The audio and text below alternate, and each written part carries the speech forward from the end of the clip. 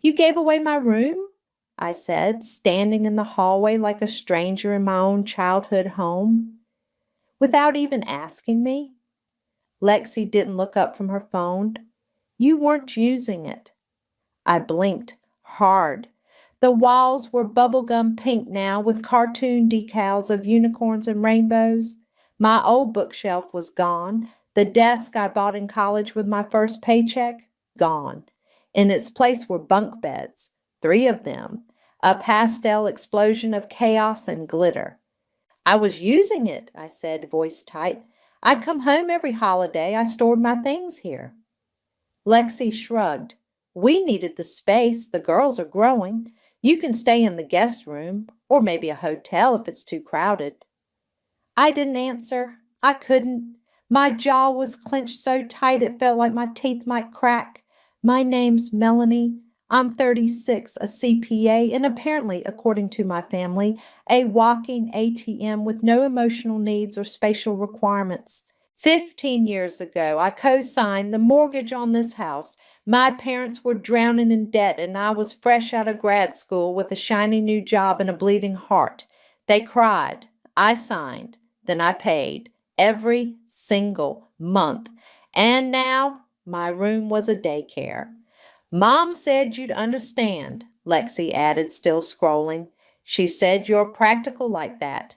I turned around and walked back down the hallway past the framed photos of Lexi's wedding, divorced now, Lexi's baby shower, 3 kids later, Lexi at Disneyland with my parents, me noticeably absent in every single frame. In the kitchen, Evelyn was stirring something on the stove, smelled like her famous chicken and rice. I used to beg for it on my birthdays. Now it just made my stomach turn. Hi, honey, she said too brightly. Lexi told you about the room? She didn't tell me. I saw it. Evelyn wiped her hands on a dish towel and gave me that look, half pity, half exasperation. It's just a room, Melanie. You don't even live here. I paid for it. She blinked. What do you mean? I pay the mortgage, have been paying it for years. Oh, sweetheart, she said, laughing like I'd made a joke. You co-signed. That's not the same. I stared at her. I've been making the payments every month. You know that. She waved a hand like she was swatting away a fly. Well, it all goes to the same place. We're family. That word. Family. They used it like a leash. Lexi walked in with Desmond trailing behind her. He was 9 now, taller than I remembered. He gave me a shy smile. Hi, Aunt Mel. Hey, kiddo. I smiled back, but it felt like my face might crack from the effort. Dinner's almost ready, Evelyn said. Set the table, would you? I didn't move. Melanie, she asked again, like I hadn't heard her. I'm not staying, I said. I just came to drop off the gifts. Lexi rolled her eyes. You're so dramatic. I turned to her. You took my room. It's a house, not a museum, she said, arms crossed. You live in the city. You have your own place. Why do you care? Because I paid for this one, I wanted to scream. Because I gave up vacations and new clothes and goddamn therapy to make sure you all had a roof over your heads. Because I thought, stupidly, naively, that one day they'd say thank you. Instead, they gave my bed to a toddler who still pees the sheets. I'll be back tomorrow, I said, heading toward the door. For what? Evelyn called after me. To drop off a delivery. What delivery? You'll see. I slammed the door behind me, got in my car, and drove without turning on the radio. My hands were shaking on the steering wheel, not from sadness, not even from anger, from clarity. I called Sadie as soon as I got home. Hey, she answered. How's the circus? They gave my room to Lexi's kids. There was a pause. You're kidding. They painted it, took out all my stuff, didn't even tell me. Sadie hissed. Girl, I swear, if I ever meet your mother, they want me to pay for renovations. What? New carpets, paint, lighting for Lexi's fresh start. There was a long silence. Then, You're kidding. I wish. Sadie's voice dropped. Melanie, this isn't normal. This isn't okay. I know. You've been paying their mortgage for how long? 15 years. Have they ever said thank you? No. Jesus. She exhaled. You need to stop. I did stop, I said, today. There was a knock on my door. I opened it to find Xavier, my neighbor, holding 2 mugs of coffee. I owed you one, he said. I took it, grateful. You have no idea how perfect your timing is. He raised a brow. Rough day? I nodded. You do real estate law, right? Among other things. Good. I need to know how to burn a house down without lighting a match. He smiled slowly. Now, this sounds interesting. I smiled back, but it didn't reach my eyes. You have no idea. The next evening I showed up with a smile and a bag of pastries from that overpriced bakery Evelyn loved. I even wore lipstick. If I was going to be the villain in their story, I might as well look good doing it. Melanie! Evelyn beamed as she opened the door. You didn't have to bring anything. I wanted to, I said sweetly. Thought we could all have a nice dinner. Inside, the house was louder than usual. Lexi's girls were running around in socks. Desmond was on the couch with an iPad, and Gary was yelling at the news on TV. Nothing had changed except everything had. Set the table, would you, Lex? Evelyn called out. Lexi didn't move. I'm feeding Sienna. She's watching YouTube, I muttered. Evelyn ignored me. Melanie, would you mind? Sure, I said, still smiling. I walked to the cabinet and pulled out the same chip plates we'd used since I was a teenager. I set them down one by one, listening to the chaos, the clatter, the complete disregard. Dinner was meatloaf and mashed potatoes. Gary poured himself a beer and didn't look up when I sat down. Lexi finally joined us, plopping Sienna in a booster seat and sighing like she'd just run a marathon. This one's been so fussy, she said. No naps, just screaming. She's probably overstimulated, I said. Lexi rolled her eyes. Thanks, Dr. Phil. Evelyn laughed. Lexi's been doing so well, though. She's really stepping up. I stabbed a green bean and said nothing. We're just so proud, Evelyn continued, reaching over to squeeze Lexi's hand. It's been hard, but she's doing her best. That's all any of us can do. Right, I said, doing her best. Gary finally looked at me. You still working those long hours? Yes. Must be nice to have the energy. I'm beat just from driving Lexi and the kids around. I'm sure, I said. Evelyn cleared her throat. Actually, Melanie, we were hoping to talk to you about something. I put down my fork. Nothing big, she added quickly. Just since Lexi's moving in for a while, we were thinking the house could use a few updates. You know, freshen things up. Like what? Oh, just little things, she said. New carpet in the bedrooms, maybe repaint the hallway, some better lighting in the kitchen. It's all so outdated. Lexi chimed in. The girls have allergies. That carpet is disgusting. You've lived here for over a decade, I said to Evelyn. Now it's a problem? Evelyn smiled like I was being silly. We just thought, since you're so good with money, maybe you could help cover the costs. You always say you want to help. I looked around the table. Gary was chewing. Lexi was texting. Evelyn was waiting for my answer like she'd asked me to pass the salt. How much are we talking? Oh, nothing crazy, she said. A few thousand, maybe 5. We'll keep it simple. Lexi perked up. And maybe some storage units? The garage is a nightmare. I nodded slowly. Sure. Evelyn's face lit up. Really? Oh, thank you, sweetheart. I'll handle everything, I said, standing up. Expect a delivery tomorrow. Lexi blinked. What kind of delivery? You'll see. After dinner, I walked out without saying goodbye. The air outside was cool, sharp. I called Sadie before I even hit the freeway. They want me to pay for renovations, I said. She gasped. You're joking. $5,000 for Lexi's fresh start. That's it. I'm coming over. I'm bringing wine. By the time she showed up, I had the paperwork spread across my dining table. 15 years of mortgage statements, wire transfers, tax records. I didn't need to prove anything to Sadie. I needed to see it all for myself, every dollar, every sacrifice. Sadie stared at the pile. Holy crap, you weren't kidding. I paid every cent. You could have bought your own house by now. I thought I was. She sat down and poured us both a glass. You going to call a lawyer? I already did. Her eyebrows shot up. Who? Xavier, my neighbor. The hot one? I shrugged. He's smart, calm, knows real estate law.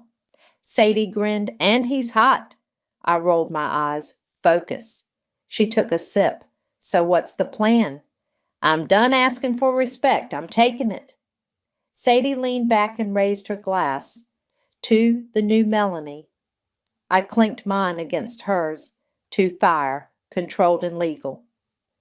The next morning, I sent an email to Xavier with scanned copies of everything. Within an hour, he called.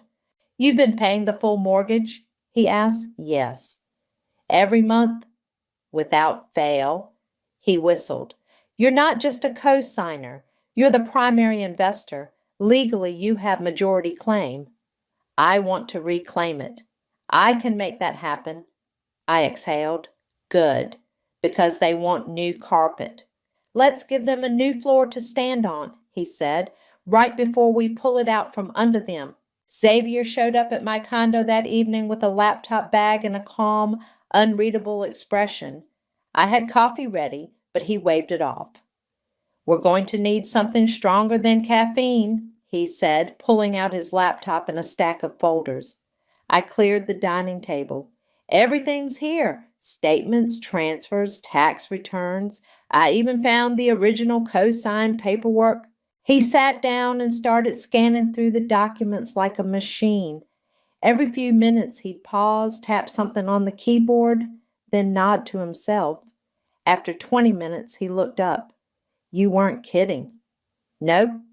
You've paid every single mortgage payment since 2009, all from your account. Yep. There's no joint account, no shared payments, no reimbursements. I know. He leaned back. This house is legally in your parents' name, but you've been the sole financial contributor for 15 years. That makes you the de facto owner in equity. I frowned.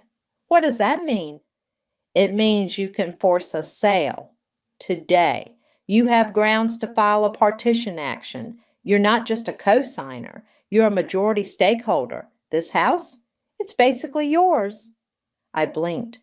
So I can kick them out? Legally? Yes. Morally? He paused. That's your call. I sat down across from him. They gave away my room. They want me to pay for renovations, for Lexi. They've never said thank you, not once.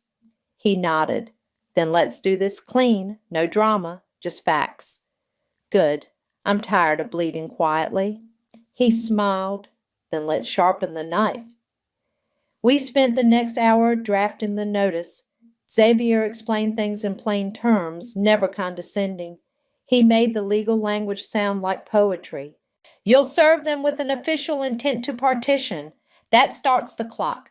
They can either buy you out, unlikely, or the property goes up for sale. You'll get your share. My share? Based on your records, you're entitled to at least 75% of the equity, maybe more. I stared at the screen. I never wanted to do this. I know. But I'm not going to keep sacrificing myself for people who don't see me. Good, he said, because they're about to see you very clearly. The next morning I printed the documents, signed them, and had them couriered to the house. I tracked the delivery from my desk at work, heart thudding with every update. Delivered 10:12 a.m., signed by L. Williamson, Lexi. By noon my phone rang. I let it go to voicemail. Then Evelyn called, then Gary. I didn't answer any of them. At 6:03 p.m., my phone buzzed again. I picked up, "You're evicting us?" Evelyn's voice was shrill. "I'm exercising my legal rights." "You're tearing this family apart." "No," I said calmly. "You did that when you gave away my room like it was a coat closet." Gary got on the line. "You think you're going to win this?" "I already have." "You ungrateful little—" I hung up. 10 minutes later, a text from Lexi lit up my screen. "You're disgusting. You just ruined your niece's birthday." I didn't respond. Instead, I called Sadie. "Oh my God," she said when she answered. "They got the notice?" "Yep." "Are they freaking out?" "Like cats in a bathtub," she cackled. I wish I could have seen their faces.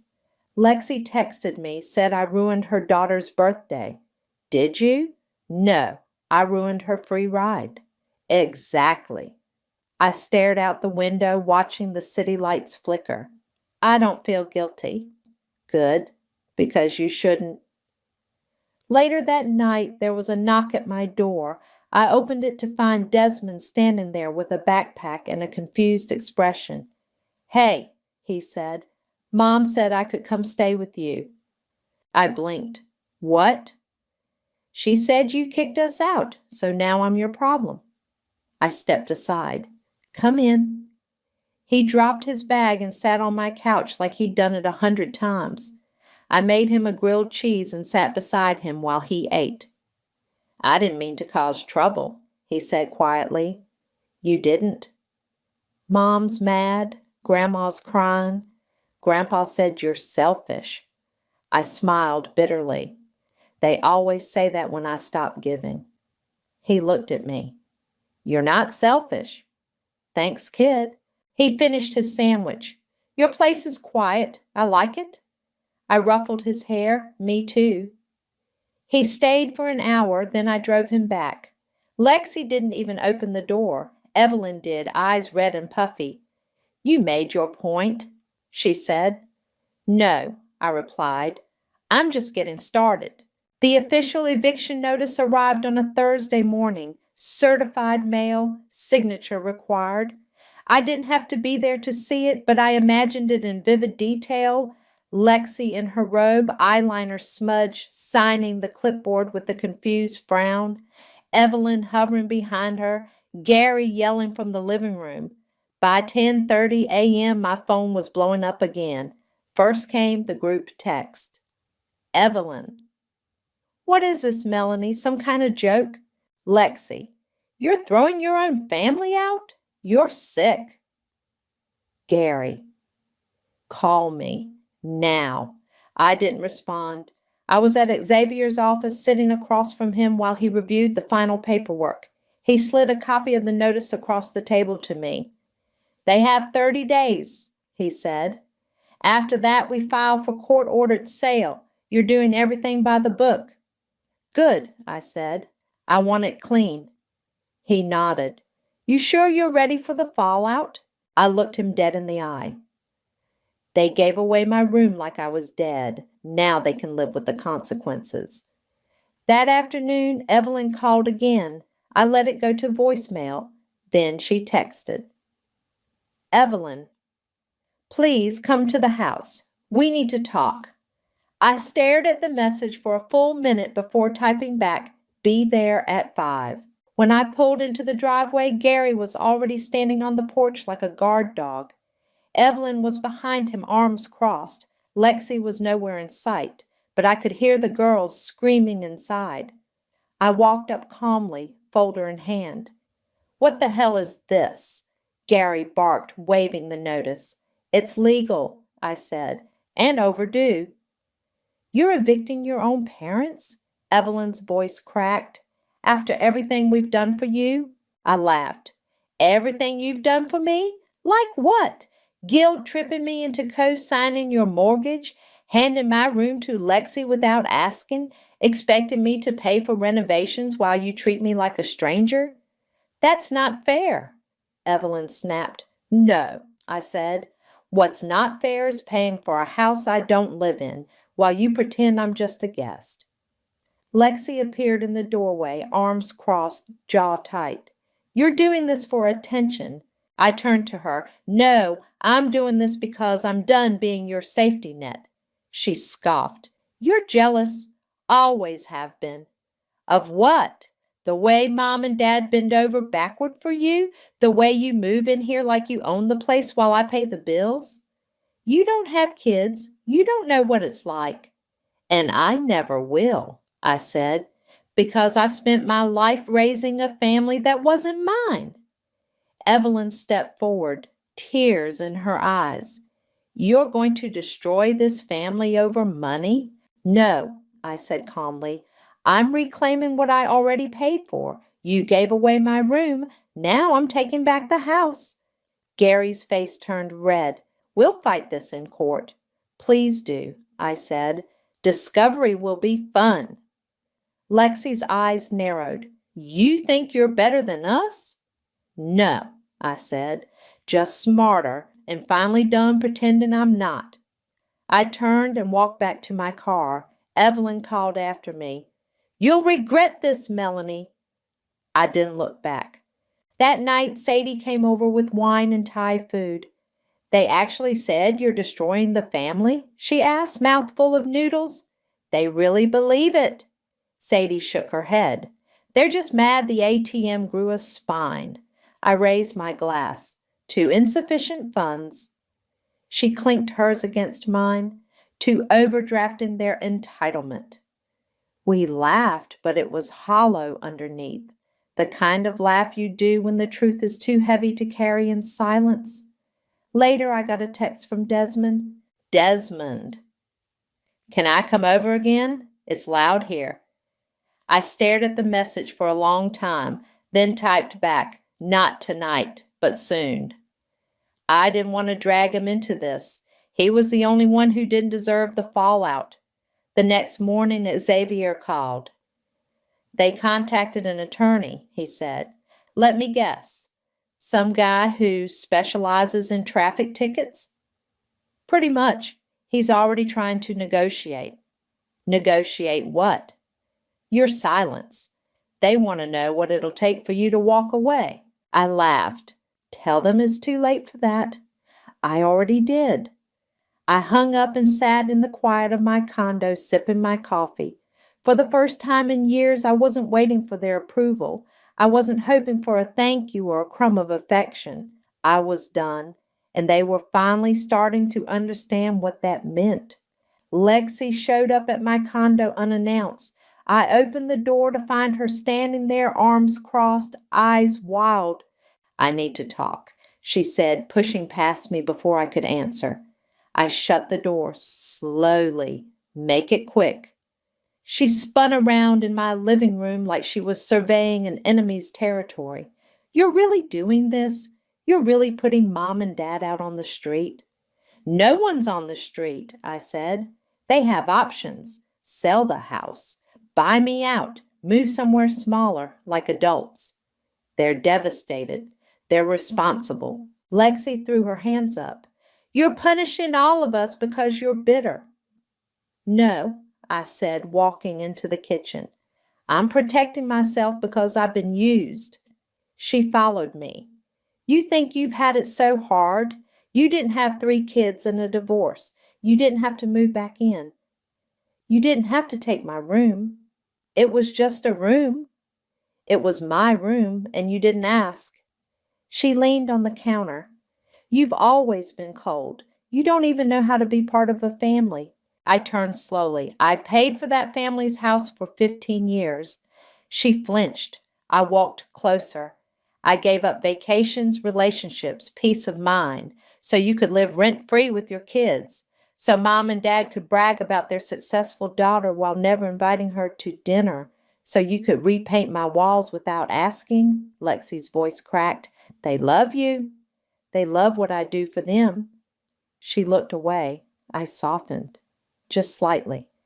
"Why are you really here, Lexi?" She didn't answer. I waited. Finally, she muttered, "I don't know where we're going to go." I nodded. "That's not my responsibility anymore."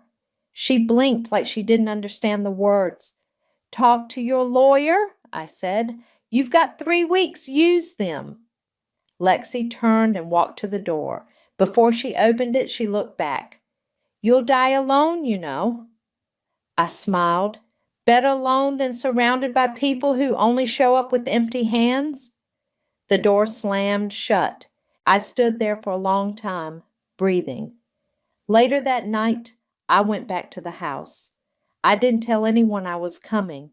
I let myself in with the spare key still hidden under the fake rock by the porch. Some things never change. The living room was quiet. The lights were low. I walked down the hallway toward my old room. The door was open. The walls were still pink. The bunk beds were still there. But now the room looked abandoned. Toys scattered. Clothes on the floor. No warmth, no soul. I stepped inside. It didn't feel like mine anymore. It felt like a memory someone else had tried to erase. I turned to leave and found Desmond standing in the doorway. "I heard the door," he said. "Sorry, I didn't mean to wake anyone." He stepped into the room. "It used to smell like books in here." I smiled. I had a lot of them. "I liked your room," he said. "It felt safe." I crouched down to his level. "Make your own someday, Des. Don't wait for someone to give it to you." He nodded, serious. "Are you mad at Mom?" "I'm not mad," I said. "I'm just done letting people walk all over me." He looked down. "She says you're mean." I tilted my head. "Do I seem mean to you?" He shook his head. "You're just quiet." "Sometimes quiet people have the loudest breaking points." He didn't really get it, but he nodded anyway. I ruffled his hair. "Go back to bed, okay?" He hugged me quick before running off down the hall. I stood there one more minute, then walked out of the house for the last time. The next morning, I signed the final sale initiation forms with Xavier. "It's all in motion," he said. "Once the court approves, the house goes on the market." I nodded. "Let it go." "You okay?" "I'm not sure yet." He smiled gently. "You will be." That night I got a voicemail from Evelyn. Her voice was hoarse. "I don't understand how you can do this to us, after everything. You think you're so strong? One day you'll regret this. One day you'll need us."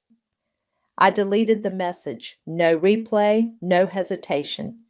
Sadie came over with takeout again. We sat on the floor of my living room eating spring rolls and watching trash TV. "You look lighter," she said. "I feel emptier, but in a good way." She raised an eyebrow. "Like what?" "Like I finally dropped a backpack full of bricks I didn't know I was carrying." She clinked her soda can against mine. To freedom. To finally choosing myself. And for the first time in years, I meant it. The for sale sign went up on a Tuesday morning. White post, bold red letters. It stood in the front yard like a tombstone. I didn't go see it. I didn't need to. Xavier texted me a photo. "Xavier, it's official." I just replied, "Thank you." By Friday, the house had 3 offers. The market was hot and the location was gold. Xavier handled everything. I barely had to lift a finger. "You'll walk away with a solid check," he told me over lunch. "More than enough for a down payment on something new." I nodded.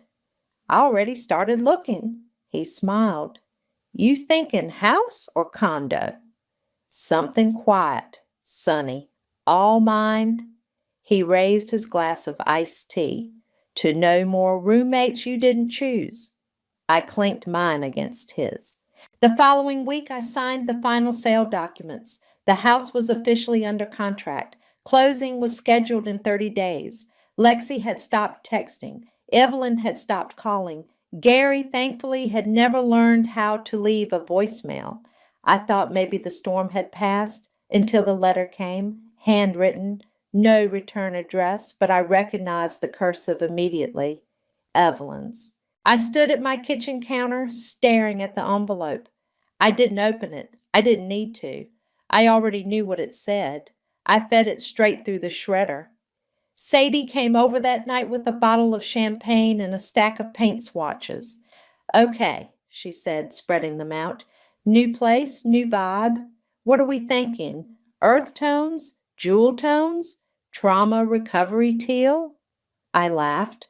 Let's start with not beige. She held up a deep green. This one says I burned my past and now I'm thriving. Perfect. We toasted on my balcony, watching the city lights flicker. You did it, she said. You actually did it. Yeah, I said. I did. A week later, I toured a small house on a quiet street. 2 bedrooms, lots of windows, a little garden in the back. No one else's name on the paperwork. No family photos on the walls, just space. Just mine. I made an offer the next day. Xavier helped with the contract. He came by to drop off the paperwork and stayed for coffee. So, he said, glancing around my condo, this chapter's closing. Feels like it. You ready for the next one? I looked at him. You ever wonder what would have happened if I'd said no 15 years ago? He shrugged. You'd be richer, maybe colder, maybe not. I smiled. I think I needed to go through it. He nodded. But you didn't need to stay in it. I signed the last page of the offer. Done, I said. He leaned back in his chair. You know, I've handled a lot of property disputes, but this one had teeth. I laughed. You should have seen the family dinners. I think I got the picture. He stood to leave, then paused. You ever think about what kind of family you'd build if you got to choose? I looked at him, really looked. Yeah, I think about that a lot. He smiled. Me too. After he left, I sat alone for a while. No calls, no texts, no guilt, just peace. The day the house sale closed, I got the wire transfer confirmation. The number was big, not life-changing, but enough to feel like breathing room, enough to feel like justice. I stared at the screen, then closed my laptop. I didn't cry, I didn't celebrate. I just stood up, walked to my window, and looked out at the world that was finally mine to shape. Later that night, I got one last message from Lexi. Lexi. Hope it was worth it. I didn't reply. There was nothing left to say. The moving truck was already in the driveway when I pulled up. I parked across the street and stepped out slowly, watching as 2 guys in navy shirts hauled a worn-out recliner down the porch steps. The front yard looked like a yard sale no one wanted to shop at. Boxes stacked on the grass, a broken lamp leaning against a suitcase, a plastic bin full of baby clothes. The sold sign in front of the house gleamed in the sunlight. A red sticker slapped across it, under contract. I crossed my arms and stood there just watching. The front door opened. Lexi stood in the doorway, arms crossed, same as me. Her hair was pulled into a messy bun, dark circles under her eyes. She looked like she hadn't slept in days. She spotted me and glared. I didn't move. Evelyn came out behind her, holding a box labeled kitchen. She saw me too. Her face crumpled. She walked down the steps slowly, like her bones were heavier than the box she carried. You really did it, she said when she reached the sidewalk. You really sold it. I nodded. This house was our life. It was my investment, I said. You just lived in it. She set the box down on the grass. We were supposed to grow old here. You should have thought about that before you handed my room to Lexi without asking. Her eyes watered. We didn't think you'd care. You never thought I'd say no. Lexi walked down the steps, arms swinging like she was ready to fight. You're proud of this? Kicking your own family out? You think this makes you strong? No, I said. It makes me free. She scoffed. You're cold. I'm healed. Gary came out next, dragging a suitcase with a busted wheel. He didn't look at me, just muttered something under his breath and shoved the bag into the truck. Evelyn picked up the box again and turned to me. One day you'll understand what it means to be a mother, to sacrifice. I do understand, I said. I sacrificed for 15 years. You just never notice. She shook her head. You'll regret this. I already regret not doing it sooner. Lexi stepped closer. You think money replaces love? No, I said, but love without respect is just manipulation, and I'm done being manipulated. She opened her mouth, but I cut her off. I paid for this house. I paid for your comfort. I paid for your silence every time you needed something and pretended it was love. Evelyn wiped her face. You're not the only one who's ever struggled, Melanie. No, I said, but I'm the only one who paid for everyone else's struggle like it was my bill. They didn't respond. The movers kept working. I turned to leave. Melanie, a small voice called out. I turned back. Desmond was standing on the porch, a backpack on his shoulders, holding a stuffed dinosaur in one hand. He ran down the steps and across the yard to me. I didn't get to say goodbye, he said, breathless. I crouched down. You okay? He nodded. I just wanted to tell you, I liked your room before it changed. I smiled. Me too. He looked down. I don't want us to be mad forever. I touched his shoulder. We're not mad. We're just learning. He hugged me tight. I hugged him back. Make your own room someday, I whispered. One with a lock, one that's yours. He nodded again, serious. Lexi called from the porch. Desmond, come on. He let go and ran back. I turned and walked to my car. As I opened the door, I heard footsteps behind me. Xavier appeared holding 2 coffees. Thought you might need this? I took one. You always show up at the right time. I try. We stood there side by side, watching the movers load the last of the boxes. You okay? He asked. Not sure. He sipped his coffee. You don't have to be sure. You just have to be done. I looked at him. I'm done. He smiled. Then let's get out of here. We got in our cars and drove away. I didn't look back. The front door swung open and Sadie burst in, carrying a bottle of Prosecco and a bag of chips. Your new place smells like peace and eucalyptus, she said, kicking off her shoes. I almost didn't recognize you without the weight of generational trauma on your back. I laughed, taking the bottle from her. I swapped trauma for throw pillows. The living room was bright. Sunlight poured through the wide windows, catching on the plants I'd finally had time to care for. The walls were painted a soft sage green. No pink, no unicorns, just calm. Where's Xavier? Sadie asked, peering into the kitchen. Picking up cupcakes, he insisted. She raised an eyebrow. From that bougie bakery? Yep. Damn, you must be special. I rolled my eyes but didn't argue. He'd been around a lot lately, not hovering, just present, steady, like a chair you didn't realize you needed until you finally sat down. Sadie plopped onto the couch and looked around. So this is it? No more family drama? No more surprise visits? No more guilt-tripping voicemails? I shook my head. I blocked them all. Lexi, Evelyn, Gary, done. Even Desmond? I paused. No, he has my number, just in case. Sadie nodded like that was the right answer. Good. That kid's got a shot. The doorbell rang. I opened it to find Xavier holding a bakery box and 2 coffees. Am I late? He asked. Right on time. We set everything out on the dining table. Cupcakes, chips, wine, coffee. No fancy dinner, no fake smiles. Just people who showed up with full hands and no expectations. Sadie raised her glass. To Melanie, for finally choosing herself. I lifted mine.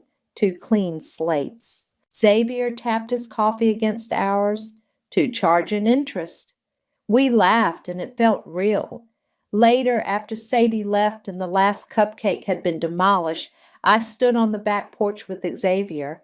The garden was small, but it was mine. I'd planted rosemary and lavender along the fence. The air smelled like freedom. You ever miss it? He asked quietly. The house? He nodded. I thought about it. No, I miss the idea of what it could have been, but not what it was. He leaned on the railing beside me. You did something most people never do. You broke the cycle. I didn't even know I was in one, I said, until I stepped out. He looked at me. What now? I smiled. Now I rest, and then I build. He nodded. If you ever need help with the building part, I'll call you. We stood there in silence for a while, the kind that didn't need filling. Inside, my phone buzzed on the counter, a new message. Desmond, I made a reading nook in my closet. It's not as cool as your room, but it's mine. I smiled, typed back. That's perfect, proud of you. I locked my phone and turned back to Xavier. They taught me the cost of love, I said. He looked at me curious. I learned how to charge interest.